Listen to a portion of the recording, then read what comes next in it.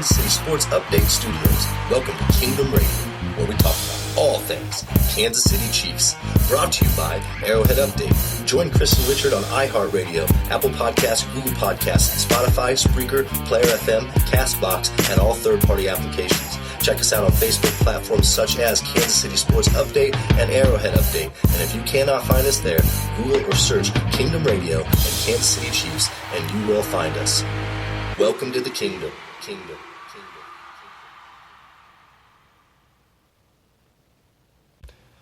How are we doing, Kansas City? Welcome to Kingdom Radio.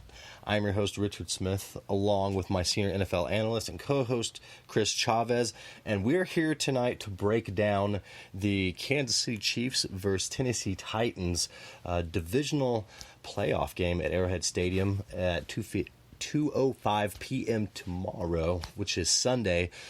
Chris, how are we feeling about this game? Tell me a little bit of your feelings towards this divisional matchup, because this is win or go home. So while everything is on the line and there's always some sort of risk built into this game at this time of the season, I feel pretty good about this game, even when you take into the fact that we lost to the Texans in Arrowhead earlier in the season. Right. It's a different environment. We're a different team. I feel really good about this. I'm with you on that one. I think my biggest argument about this game, and we'll see if Chiefs Kingdom agrees here, is while you had alluded to the fact that the Kansas City Chiefs are a different team than they were the last time that they faced the Texans, which what week was that? 4, 6? I mean, that was quite some time ago. But week 7. Okay, week 7. So we faced them in week 7. The Kansas City Chiefs are a completely different team than we were in week 7. Here's the difference. The Tennessee Titans aren't. They're not. They're pretty much the same team that we faced back in week 7. And I feel like that is going to be the determining factor, to this game is, Coach Reed. I feel like Coach Reed is going to outcoach the Houston Texans coaching staff. I don't know. I have the confidence that you have, Chris. So yeah, and while you're talking about the coaching, the one piece on the coaching staff that does have me concerned is Romeo Crennel. He is a defensive whiz, and we saw that when he was here with KC. He can put together some great defenses, and it'll be interesting to see what he draws up for our offenses. Yeah, but see, here's my thing is I don't worry about the Texans. I don't feel like that top to bottom they have as much talent, within the depth chart or the coaching aspect. I think we're really looking at a overall. I don't know. This is a good scenario for the Kansas City Chiefs. And I think the best thing going into this game is the Chiefs have the number 1 defense in the league going into the playoffs. They definitely have the best defense in the league right now. What a better time to, hone in on the defensive side of the ball, because you and I had talked about that before the season, and now here we are at a point where we were thinking middle of the pack, and now our defense is looking like the best defense in the league. So, how is that going to resonate to tomorrow's game? I think that's going to be what really shuts down the Texans. Earlier in the year when we played them, we couldn't stop them. They ended up running 81 offensive plays against us. Right. And although Deshaun Watson had 2 turnovers, he threw 2 interceptions, they still had 81 plays against us. But when we played them, we still didn't have our identity yet. And this is true. And we were really banged up. We didn't have Chris Jones. Frank Clark was still hurt in that game, as we found out a couple weeks later.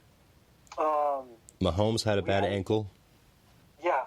And so our defense coming in as hot as they are, and even with the injury to Jones and wherever that's at right now, we are a much hotter team. We should absolutely shut down their offense. there's going to be some challenges. We're going to give up some plays. DeAndre Hopkins, I mean, guaranteed he's going to have a lot of balls thrown his way. He's going to get his catches. But we just have to limit the yards after catch and control the run game, especially against the Texans. Yes, I say that the weapons obviously have weapons, but they just don't stack up against the Chiefs' depth chart. But speaking of the depth chart here, I want to talk about the injury report because you had mentioned, Chris Jones and such, and so let's talk about this because Morris Claiborne is out, Travis Kelce is questionable, and Chris Jones is questionable. But do you really see Kelce or Jones not playing in this game?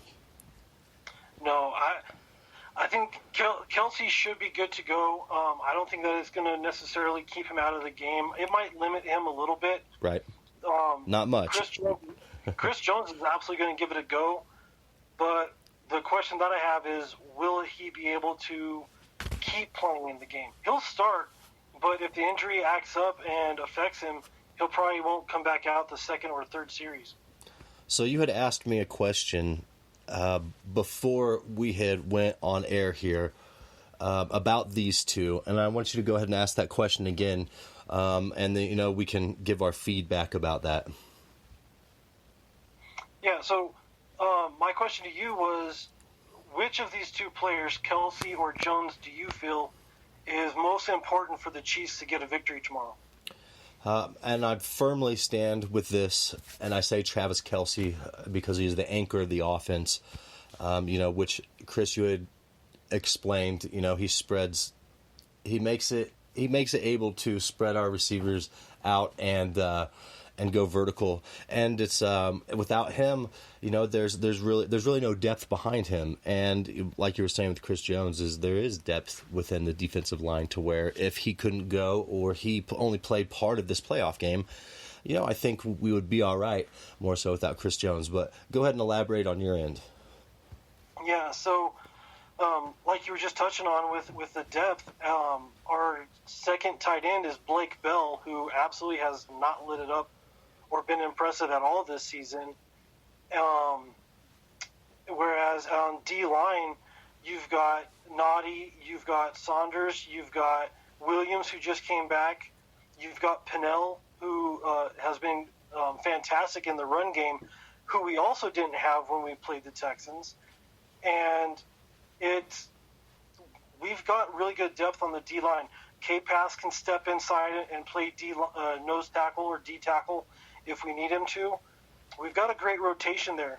Chris Jones, while he is an elite player and we would love to see him on the field and in the Chiefs uniform for a long time, it isn't essential that we have him in order to win the game tomorrow. Although it absolutely would help. So, Chris Jones, if you can get out there and you can help it, hey, go ahead and play in the game. We'd really appreciate that because you might be the best player at your position in the league. So, we've touched base on the Chiefs end.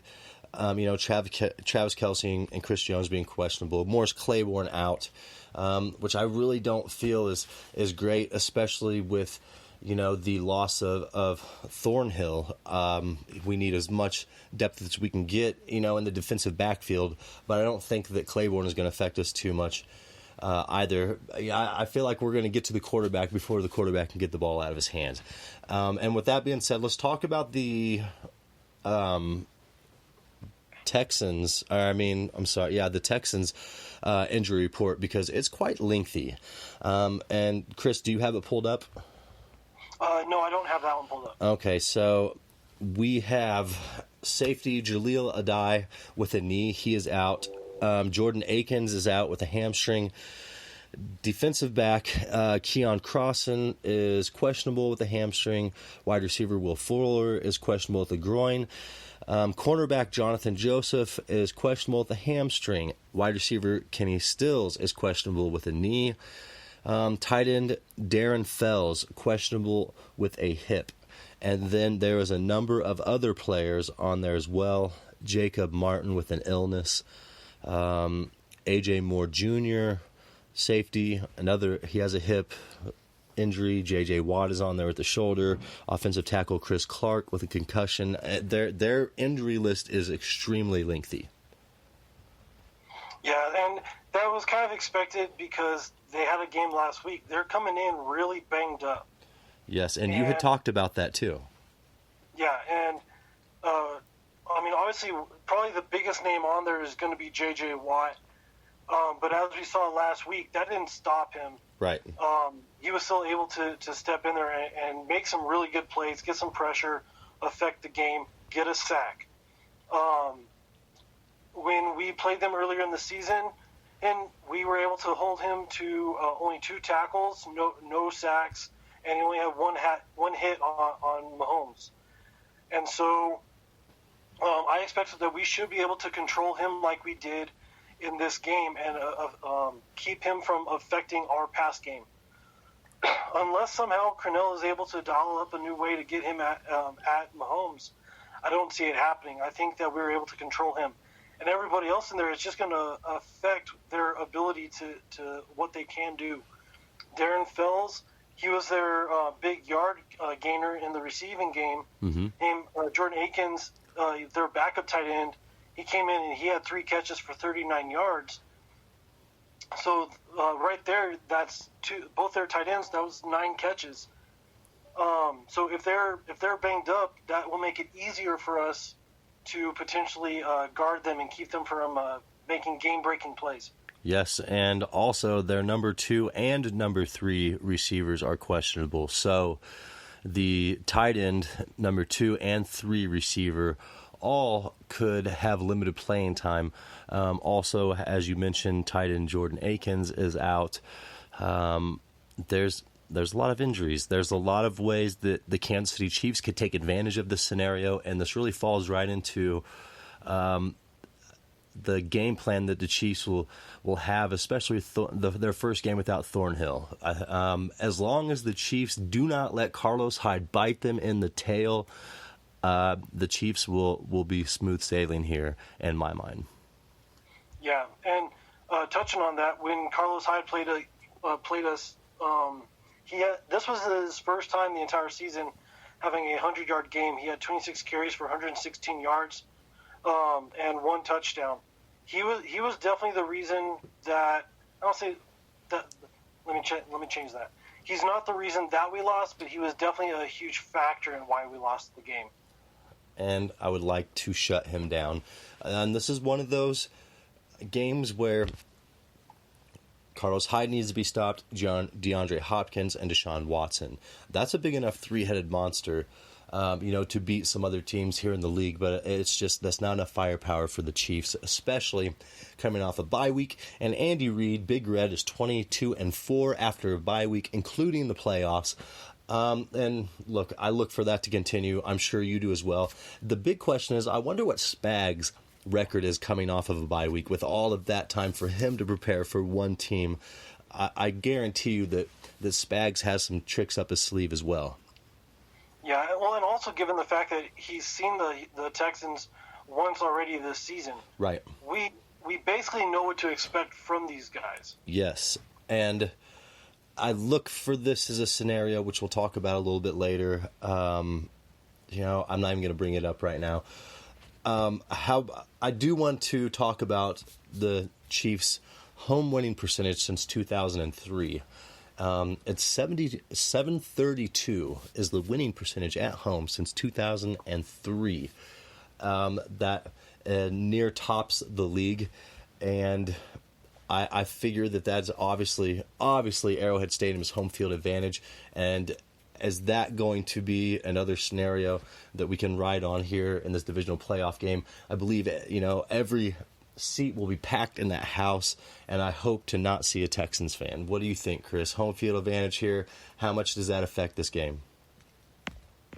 Well, seeing as how you're touching on the home field advantage, let me throw out a couple more stats at you. All right.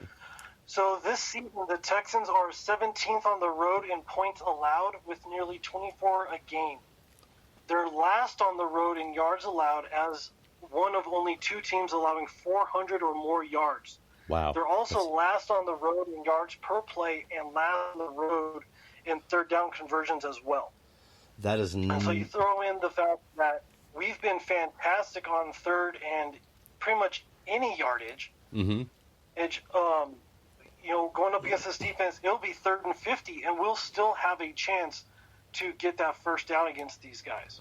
I'll tell you what; those are some diminishing stats for, a Houston Texans fan or the team itself to be going into Arrowhead in a playoff game, and a more hostile environment with weather.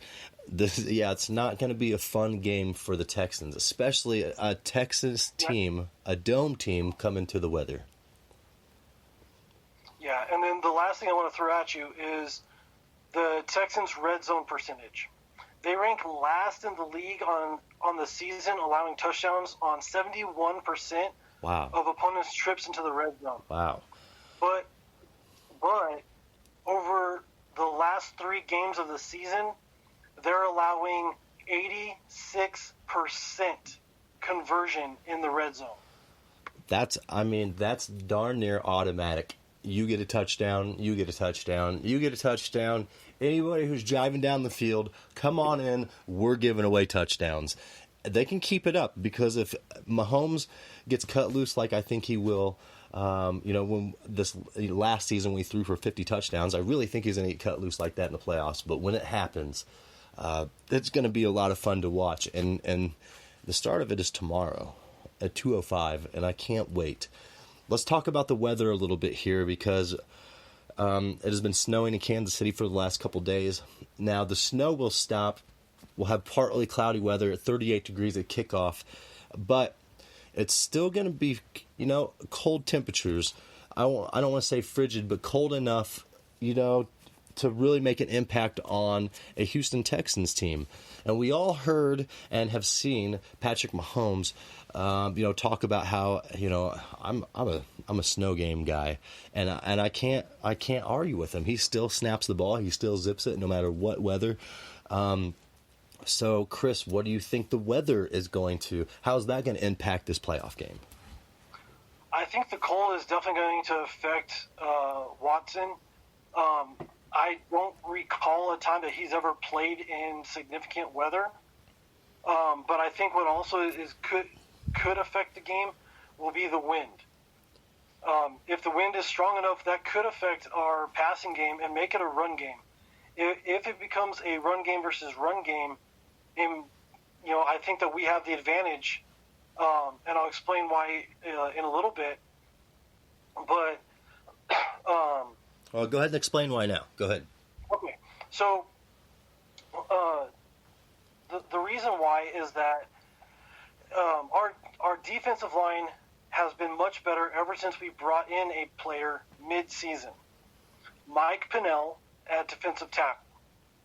And when he's been in the games, I don't want to say shut down, but we have controlled the run games and not given up as big of yards per game in the run game as we had earlier on in the season when we faced the Texans. Mm-hmm. The one game that he was out against Tennessee, they ran for, I believe it was like 190, maybe 200 yards against us. Mm-hmm. And ever since he's been in, he's helped to control that run game. And then also looking at when we faced the Texans, they saw LaShawn McCoy carry the ball 8 times for 44 yards. Damian Williams, 1 carry. D'Anthony Thomas, who's no longer with the team, 1 carry.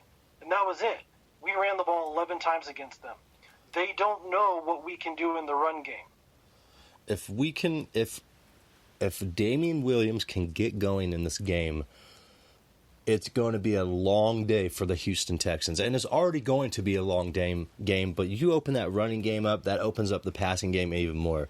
The passing game opens up. Then we have them on their heels. Then we hit them with a play-action pass, and it's over with all day. And it's going to be fun to mix it up.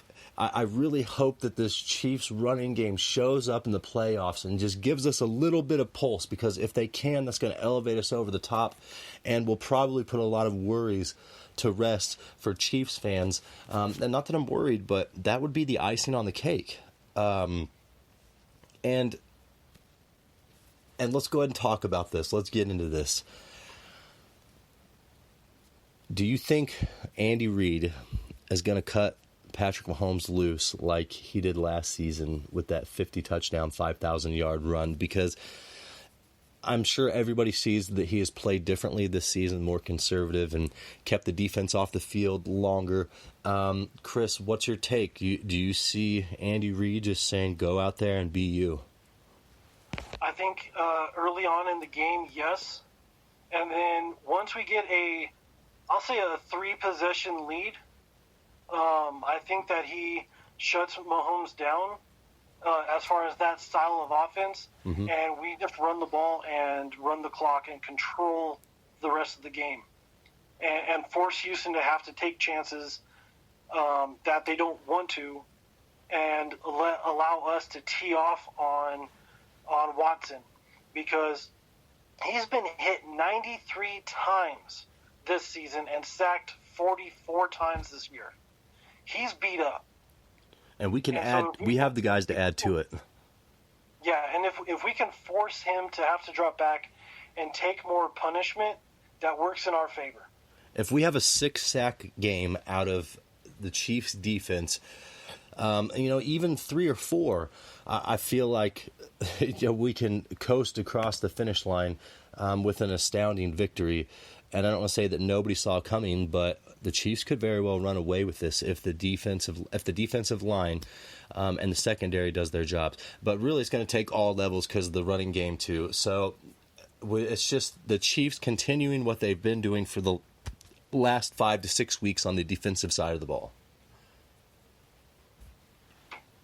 Yeah, and then the other thing to also take into consideration is that when we were playing Texans earlier in the season, we didn't have the landlord. We had the honey badger. Right. But our defense wasn't set up to the way that we can use him as the landlord. Right. Now, right. They've got to face the landlord when they cross that line of scrimmage. And he's going to be putting a punishment on those running backs. He's going to be controlling that run game. Our cornerbacks, they've been stepping up and they've been contributing in the run game as well. Very quietly, but the rest of the league hasn't seen it, but any of the Chiefs fans who have watched these games, they've seen Charvarius Ward, Breeland, and step up and make tackles in the run game. And so I think that we're able to keep the run game from getting any big runs, keep them under 5 yards, under 4 yards per carry, and we shut it down. Well, I'll tell you this.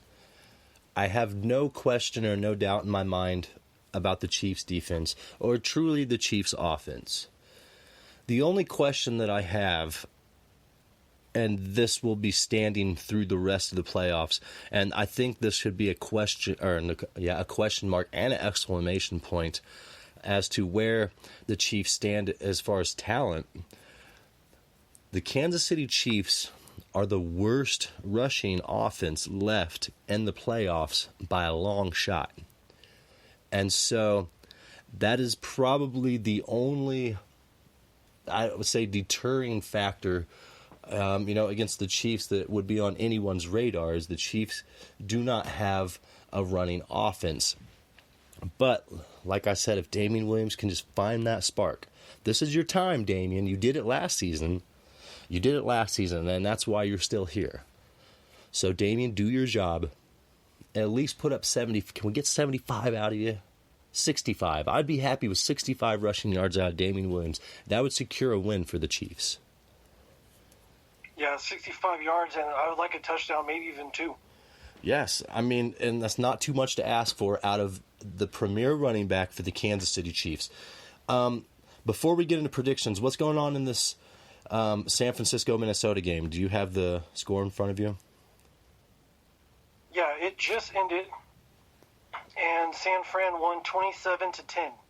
Good deal. So, Chris, let's talk about predictions on this game. I'm gonna let you say the predictions because I had a bold prediction. Well, go ahead, Chris. Okay, so all day long I've been going back and forth on my prediction and where I was going to go. Obviously, I'm going to go Kansas City on this one. But right now, I'm really feeling KC 35, Houston 14. Well, I wasn't talking about that game, but we'll go. Oh. But Well, so tonight's game. 35. No, I was talking about the predictions from the San Francisco Minnesota game. Oh. Because I had made a pretty bold so prediction. That one I had. Sorry, I didn't know we were going backtracking. My bad. So on that one, I had said that I thought San Fran was going to win by 4 on that one. Yes, and that's where I was saying that I had made a very bold prediction. A very bold prediction. And Chris, what was that prediction? You sent me a text and you said that San Fran was going to win by 17. And lo and behold... And sure enough, you pulled that one out. Lo and behold, San Francisco pulled it out by 17, but that is just a testament to Kirk Cousins being hot and cold throughout his career, and a testament to the right tackle being on tilt the entire game. So all right, we'll talk about predictions for the Chiefs game. I didn't quite hear what you said. What was your prediction for tomorrow's game? I believe I went 35 to 14. 35-14, Kansas City. I really like that one. That makes a lot of sense. It sounds just. I think usually I go higher. I'm going to go a little bit lower. I think that it's going to be 31-17, Kansas City. This is, it's an Arrowhead game. This is Patrick Mahomes versus Deshaun Watson in the playoffs. Ultimately, to move on to the AFC Championship game. This is a huge, huge, huge game for the Chiefs. And ultimately, the start of this dynasty that, the Chiefs want to go on. We've been talking about this, and it's put up or shut up. And I'm with you. I'm saying 31-17. It's going to be a great game, but I think the score might look a little bit closer than the game actually was towards the end. So, yeah, Chris, I'm with you. Is there anything else you'd like to add here? Because this is playoff time. I mean, if you want to hype us up, let's go, Chris. This is your chance. This is playoffs tomorrow, 2:05 Arrowhead Stadium, Chiefs-Texans. Okay, so one thing I want to throw out there is for tonight's game, I'm rooting for Baltimore. I want to see them again because as any competitor, you want to play the best and beat the best. Yeah. To know that you are the best. Right. And, while Tennessee, it would be a great revenge game for us, and I would love to beat up on and control Derrick Henry like nobody else has this season. I think that we need to beat Baltimore Ravens and control the narrative that the entire league has about this Lamar Jackson guy. Don't get me wrong, I think he's a great quarterback, but his style of quarterbacking is very different than Patrick Mahomes. And when we played him earlier this season, we controlled him and basically shut him down for three quarters. It really was an all-around great defensive game that should have woke the league up to the potential of our defense, but nobody opened their eyes until now. But it's a little bit too late. Wouldn't you say it's a little too late? Yeah, there's going to be a lot of people who are backtracking and trying to say, oh, look at how great the Chiefs' defense is. You and I have been saying it all season long. That we have, my friend. And we said, we're going to see flashes here and there, but it's going to take time for them to come together. Gosh. And sure enough, that's where we're at. Hey, and how about this? I want to say that even the prediction that we had, which was on key, this defense has far exceeded the level that we even thought that would happen. And we had even tossed around the idea of top 5 defense, but nobody even thought that we'd be the best defense going into the playoffs. It's a huge feat, Kansas City. And it's a huge testament to the coaching staff, to the talent that we have on the team, to the talent that we brought in, and not just the talent, physical talent, but the mental talent, how smart these players were to put the whole thing together by mid-season. When we came out of that, or when we played Denver, That's where we completely turned things around, and it's been nonstop ever since. And it really has. And I will say, the Deshaun Watson-Patrick Mahomes matchup, there's only one lion between the two, and that's our boy Patrick Mahomes. And it's not even a comparison. Deshaun Watson, yes, he's great. Is he a franchise quarterback? Yes. Would I have been disappointed to have him on the Chiefs? No. But if Patrick Mahomes was playing somewhere else and Deshaun Watson was our quarterback, I would be saying right now, boy, I wish we would have went after that kid, Patrick Mahomes. So, the confidence with our quarterback, putting it in his hands against Deshaun Watson all day. I don't think that we have anything to worry about there. Chris, is there anything else? Because, hey, game time is coming up here. And, gosh, not even 24 hours. And this is, like you said, win or go home. Divisional playoffs, Kansas City. It's coming up. Chris, you got anything? The other thing I want to throw out there is a little bit of physics. Yeah? So, in cold weather, air molecules are tighter together, and so sound will travel farther.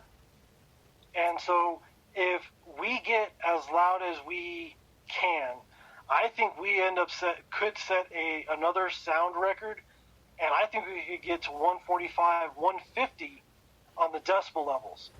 It's going to be loud, and we need to get loud. And wherever you're at in Chiefs Kingdom, across this country, game time, be yelling in your living room, be yelling at the road, on the parking lot, in the stadium, on the sidelines. Get loud because the Chiefs need you. And I want to add to that and say, Kansas City, I know that the Chiefs franchise added new seats into that stadium, but that does not mean do not bang on the back of them as hard as you can. I want to hear all of you banging on those seats.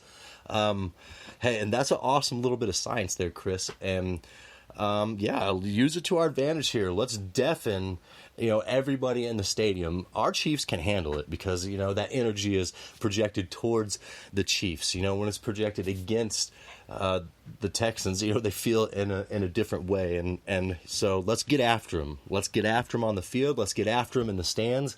And let's come out there with a victory because we have unfinished business here in Kansas City. Patrick Mahomes said it himself. And look, it's put up or shut up. It's game time, Kansas City. There's no more talking. This is it. This is the pregame show. As soon as we're off air here, there's nothing in between this and game time. So it's time to get excited. I don't know about y'all, but I might have a hard time sleeping tonight. And I will be one excited person when I wake up tomorrow morning. Chris, do you have anything else to add before I let these Chiefs fans get on with their Saturday evening and watch this all-important AFC divisional playoff game between Baltimore and Tennessee? Just go Chiefs! Exactly. Go Chiefs. Go Kansas City. Like Chris said, get out there. Support the team. Be loud. Hey, science is on your side. The stats are on our side. Our team is on our side. We have the players. We have the chemistry. We have the coaching staff. Let's get it done, Kansas City. Let's get it done. We've only been waiting 50 years. We got this. Hey, this is Kingdom Radio, and I'm your host, Richard Smith, along with my senior NFL analyst and co-host, Chris Chavez. And thank you for being with us tonight. Go Chiefs.